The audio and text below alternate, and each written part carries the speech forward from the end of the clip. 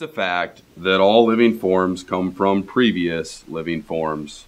Therefore, all present forms of life arose from... You're not gonna let him get away with this, are you? It's best not to say anything. Usually just ends up with you getting embarrassed and losing some friends. Well, maybe someone will agree with her this time.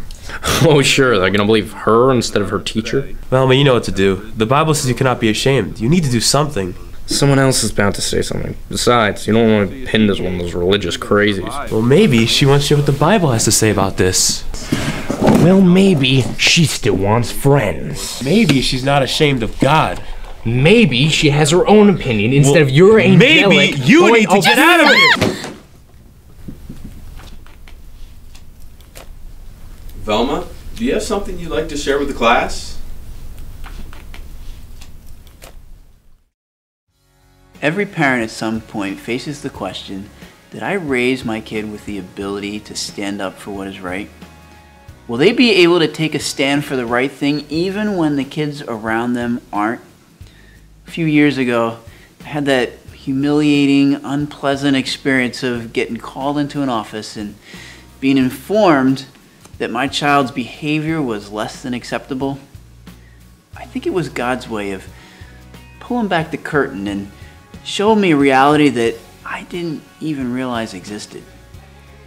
I think as parents, it's easy to assume that just because our kids share the same living space we do, eat the same food, breathe the same air, that they'll automatically embrace the same beliefs. Not only embrace those beliefs, but they'll be able to take a stand for those beliefs in appropriate ways. That's why this month at Island Christian, we're teaching about the virtue of conviction.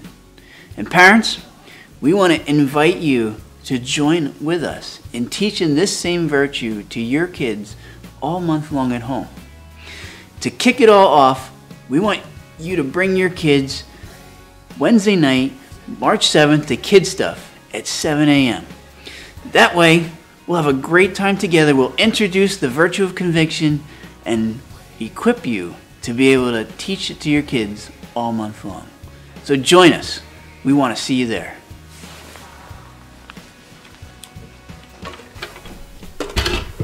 Well, Pastor Lee might be coming in at 7 a.m., but the rest of us can show up at 7 p.m. when Kidstuf starts.